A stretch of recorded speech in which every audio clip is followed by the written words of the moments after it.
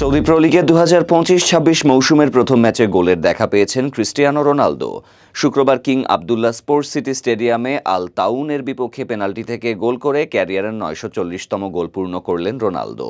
ম্যাচের শুরু থেকেই আল নাসের দারুণ ছন্দে ছিল। ম্যাচের 7ম মিনিটে দলের হয়ে প্রথম গোলটি করেন লিগে অভিষিক্ত ম্যাচ খেলতে নামা পর্তুগিজ তারকা জোয়াও ফিলিক্স। বাম দিক থেকে আসা অ্যাঞ্জেলোর ক্রস থেকে দারুণ এক শটে তিনি বল জালে জড়ান। এরপর 54তম মিনিটে আল তাউইনের ওয়ালিদ আল আহমাদের হ্যান্ডবলের কারণে আল নাসের একটি পেনাল্টি পায়। পেনাল্টি থেকে গোল করে রোনালদো তার দলকে আরও এগিয়ে দেন। প্রতিপক্ষ গোলরক্ষককে ভুল পথে পাঠিয়ে আত্মবিশ্বাসের সাথে বল জালে জড়ান তিনি। রোনালদোর গোলের 1 মিনিট পরেই নতুন যোগ দেয়া কিংসলে কোমান গোল করেন। গোলরক্ষক নওয়াফ আল আকিদি লম্বা কিক থেকে প্রতিপক্ষ রক্ষণের ভুলের সুযোগ নিয়ে হেডে গোলটি করে বসেন কোমান। মৌসুমের প্রথম গোল পেলেও রোনালদো এর আগে সৌদি সুপার কাপেও গোল করেছিলেন, যদিও সেই ম্যাচে আল আহলির কাছে টাই ব্রেকারে হেরেছিল আল নাসের।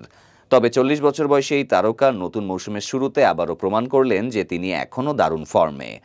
মৌসুম শুরুর আগে রোনালদো তার সমর্থকদের কাছে একটি আবেগঘন বার্তা দিয়েছিলেন। তিনি লিখেছিলেন, আগামীকাল লিগ শুরু হচ্ছে, আমরা অনুশীলন করছি, আমরা প্রস্তুত, কিন্তু আমরা একা পারবো না, আমাদের প্রয়োজন আপনাদের। আমরা মাঠে সবকিছু দিয়ে লড়াই করব দলের জন্য, এই ব্যাজের জন্য, আপনাদের প্রত্যেকের জন্য। আপনারা কি আমাদের সাথে থাকবেন? আসুন এই মৌসুমটিকে অবিস্মরণীয় করে তুলি।